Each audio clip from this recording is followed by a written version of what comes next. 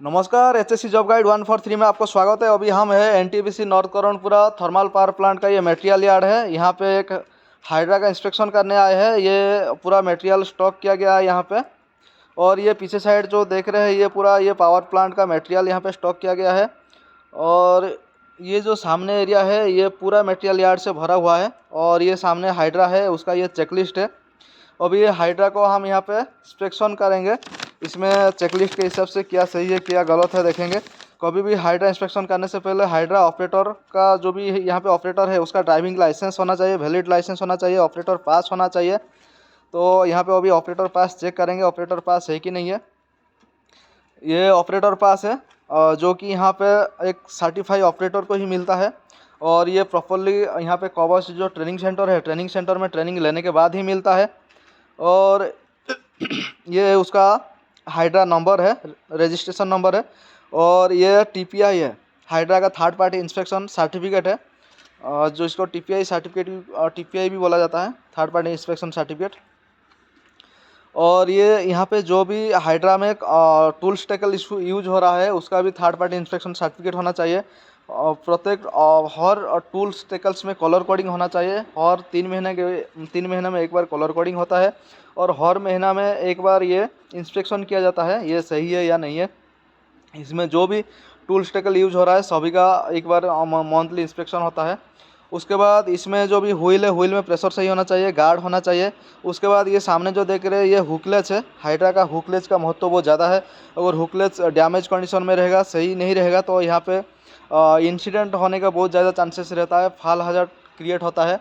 तो ये हुकलेज हमेशा सही होना चाहिए। उसमें जो हाइड्रोलिक वगैरह यूज होता है, हाइड्रोलिक प्रेशर सही होना चाहिए, हाइड्रोलिक ऑयल वगैरह कुछ लीकेज नहीं होना चाहिए, इंजन सही कंडीशन में होना चाहिए।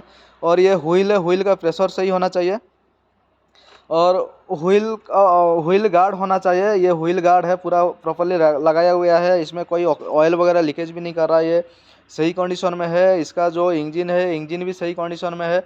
इंजन में कोई अनवांटेड साउंड या हाईली वाइब्रेशन नहीं होना चाहिए, स्मूथ होना चाहिए कोई भी कभी भी हाइड्रा का कोई भी इंजन हो।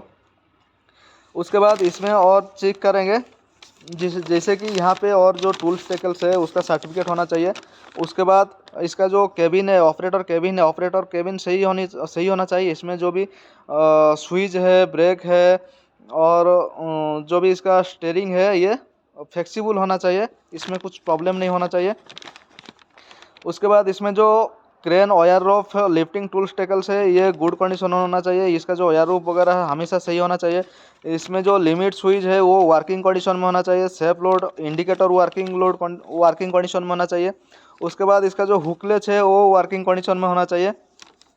और कभी भी ये ऑपरेशन टाइम में वार्निंग लाइट होना बहुत ज़रूरी है। इसमें हेडलाइट, टेल लाइट, इंडिकेटर ये सब वर्किंग कंडीशन में होना चाहिए। फ्रंट हॉर्न, रिवर्स हॉर्न ये वर्किंग कंडीशन में होना चाहिए।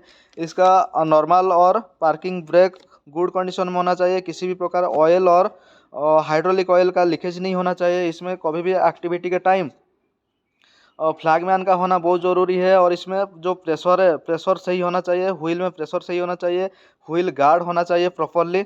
और इसमें जो भी रिगर ऑपरेटर का और सिग्नल मैन, फ्लैगमैन वो जो इन्वॉल्व रहते हैं वो एक्टिविटी के टाइम में वो प्रॉपरली पीपीज यूज करना चाहिए। जैसे कि safety helmet, hand gloves, safety shoes और सेफ्टी जैकेट ये प्रॉपरली होना चाहिए। उसके बाद यहाँ पे देखेंगे इसमें और जो भी टूल स्टेकल्स है सही कंडीशन में होना चाहिए। इसमें जो मीटर गॉज है वर्किंग कंडीशन में होना चाहिए। लोड और एंगल इंडिकेटर ये वर्किंग कंडीशन में होना चाहिए। इसमें जो भी सिग्नल मैन है, फ्लैगमैन है, रिगर है, ऑपरेटर में ये हमेशा ट्रेनिंग लेने के बाद ही एक्टिविटी में आना चाहिए। और ये जो एरिया है इसमें एक्सेस सही होना चाहिए।